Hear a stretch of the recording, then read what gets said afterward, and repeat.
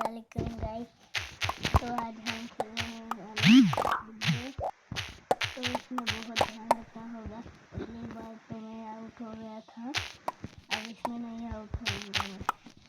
पूरे ध्यान रखूंगा मैं, पूरे जनों को गिराऊंगा मैं। देखो गाइस अब मेरे हो गई है, मैं उसे भी गिरा ही दिया। ये ला, ये उसे तो मैंने मार ही दिया, पर हमें जीतना है तो इसको जाना है।